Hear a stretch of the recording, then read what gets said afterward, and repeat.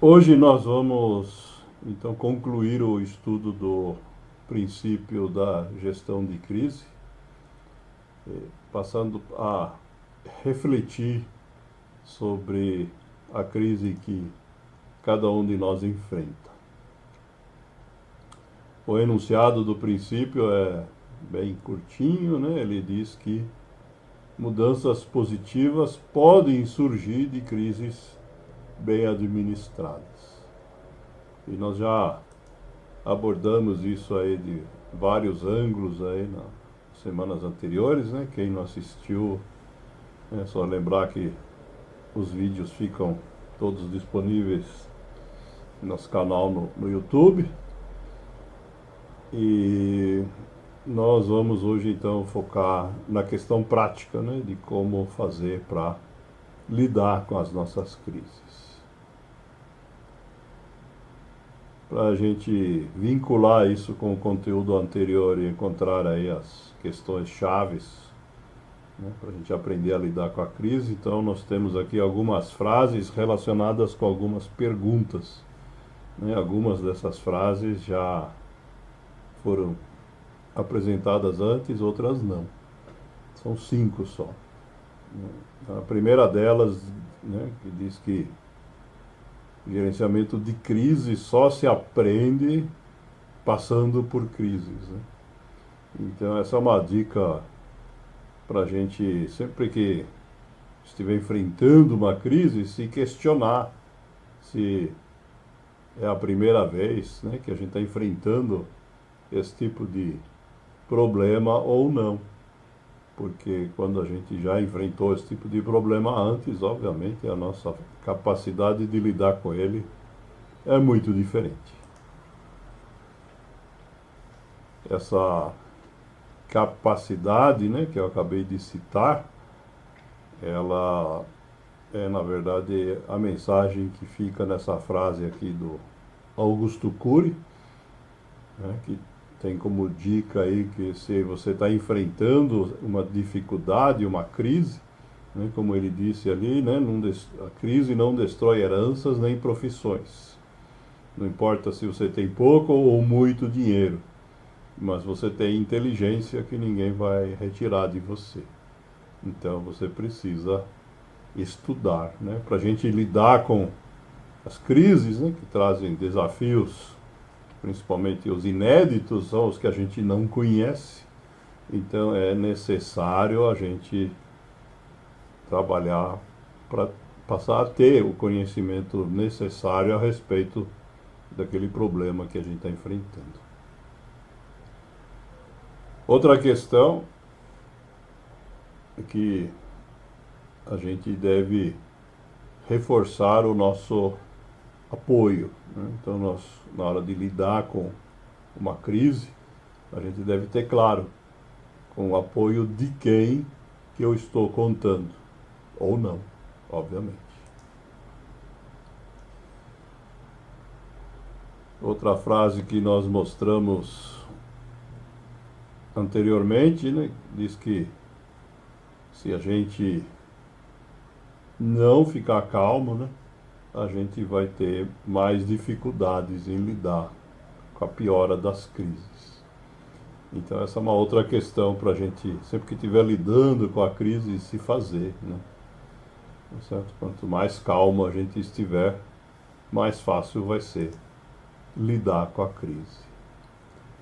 E por último, uma frase do Peter Drucker que nos lembra que na gestão de crise a gente sempre precisa ter a capacidade de avaliar os riscos, né? Porque a crise traz riscos e se a gente for tomar uma atitude também, né?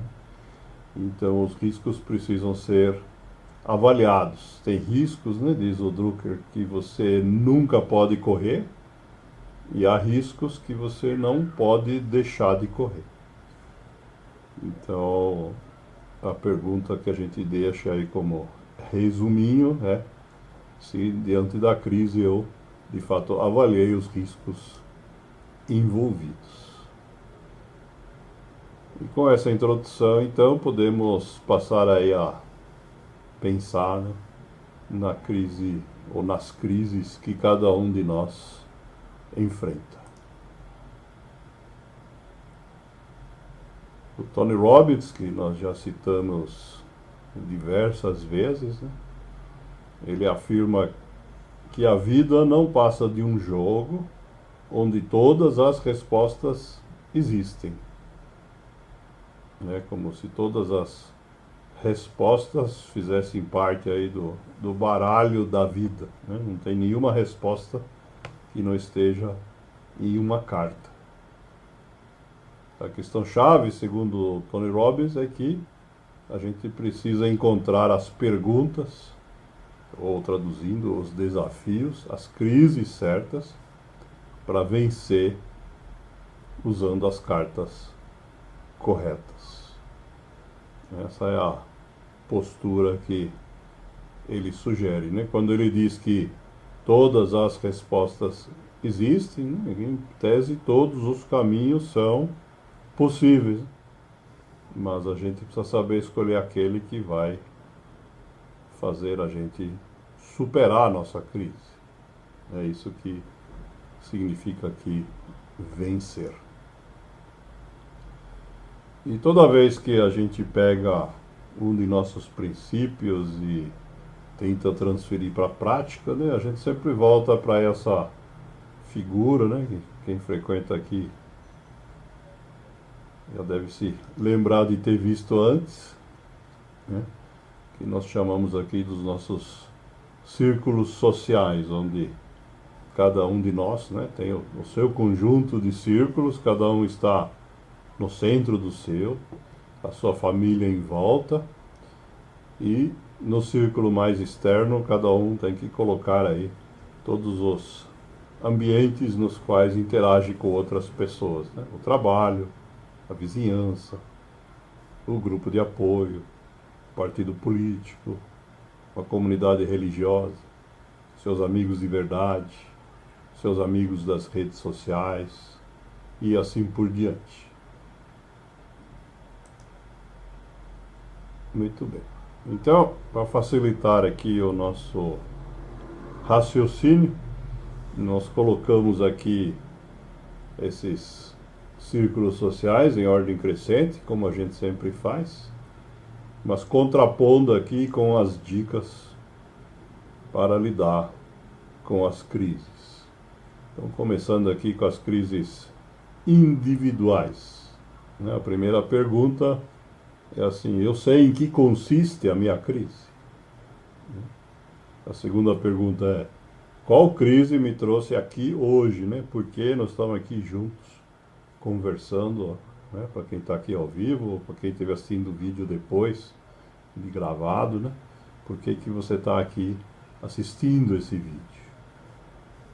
E a gente precisa então ter consciência, né, das respostas a essas perguntas, em função dessas 5 mini questões ali, ou resumos que nós colocamos à esquerda, né? A gente tem que poder descrever como que a gente está fazendo em relação a essas questões para poder de fato entender como lidar com a crise. Não só isso, né? A gente está questionando aqui como e em que essa crise me atinge, porque cada crise pode nos atingir de uma forma diferente.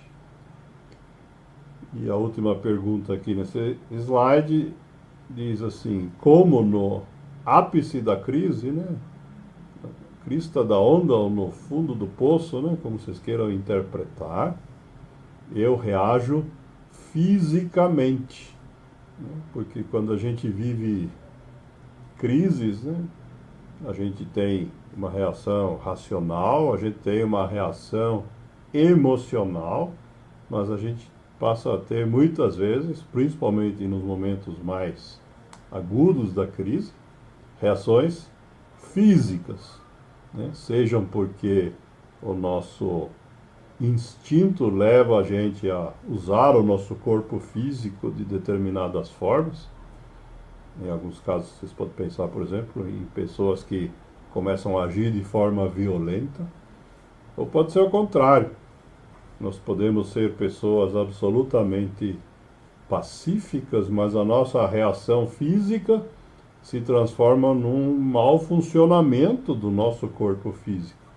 Isto é, a crise nos afeta fisicamente, deixando a gente doente nos momentos mais graves. Isso, inclusive, a nível físico.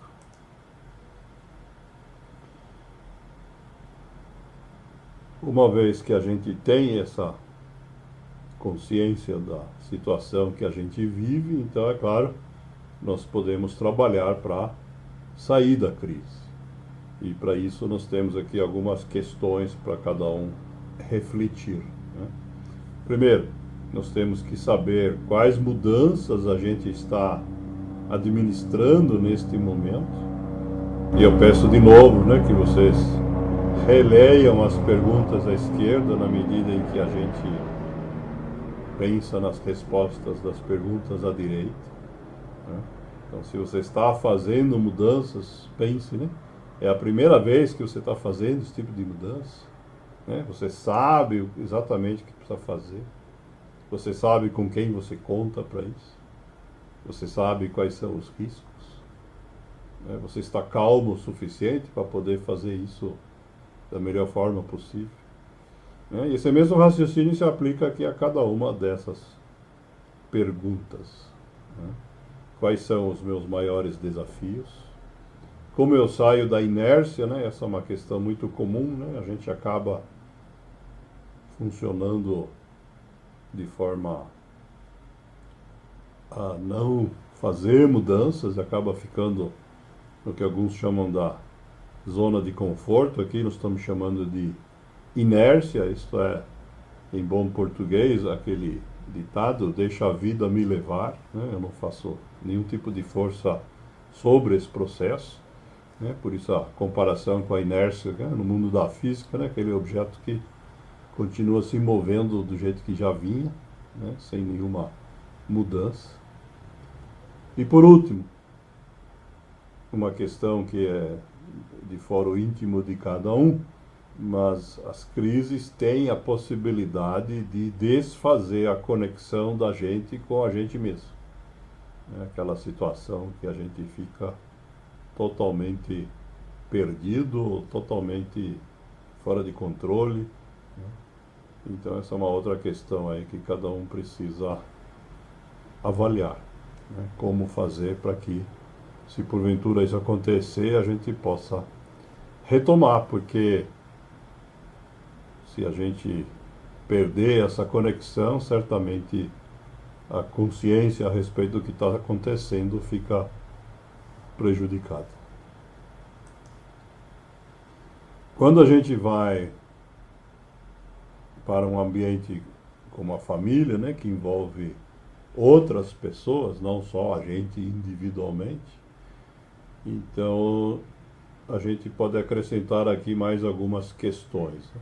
Às vezes a gente vive uma crise que é provocada por outra pessoa, né? Seja pelo comportamento ou por alguma outra característica dela.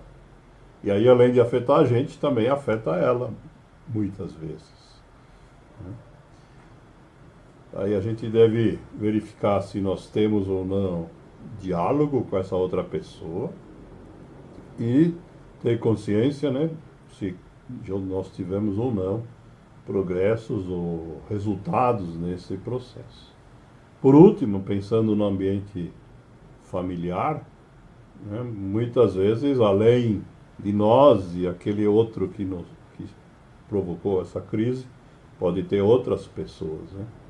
E aí a gente precisa olhar para o conjunto e verificar como que cada membro ali age ou reage em relação a essa questão e trabalhar para que, preferencialmente, a gente possa ter todo mundo uma ação consensuada, né? Trabalhe dizendo a mesma coisa ou agindo da mesma forma e não cada um por si, né?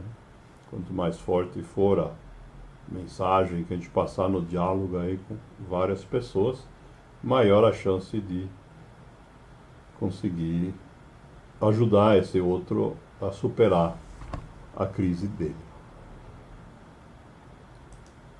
E por último, né, quando a gente vai aí para os círculos sociais mais amplos, né, aqueles onde a gente participa, na maioria das vezes, porque a gente quer, tá certo? Ainda assim, pode acontecer que apareçam situações onde tenham questões que prejudicam a gente ou a membros da minha família. E nesse caso, obviamente, a gente, assim como em todas as outras questões, né, a cola que está ali à esquerda serve de novo para avaliar o que está acontecendo, né? Está acontecendo pela primeira vez. Eu sei como lidar, com quem eu posso contar, quais os riscos, né? E nesse caso, obviamente, nesses ambientes onde tem muito mais pessoas, né, a nossa capacidade de interferência é menor, mas a gente pode certamente encontrar formas de, se não resolver, pelo menos minorar esses problemas. E então, sabendo com quem podemos contar, estabelecer aí um plano de ação, né? Saber o que pretendemos fazer, né? Dessa maneira, então, a gente tem aí, de certa forma, um conjunto de dicas, né? Que não chegam a ser uma receita, mas que são um conjunto de pontos de apoio para a gente lidar com as crises. Ainda assim, pode acontecer que a gente não consiga sair de alguma das nossas crises, né? E nesse caso, para a gente encerrar hoje aqui a parte metodológica, eu gostaria de citar essa frase aqui do Sêneca, né, filósofo nascido no que hoje é Espanha, na época do Império Romano, e foi o primeiro a anunciar essa frase aí que muita gente fala, sem saber de quem é, dizendo que o tempo cura o que a razão não consegue.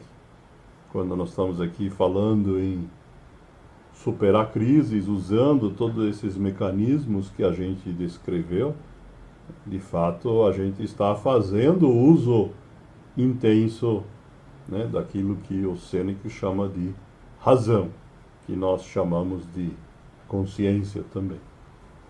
E o que ele está querendo dizer aqui é o seguinte, né, se a dificuldade não dá para ser resolvida por essa via, então ela será resolvida pelo próprio tempo.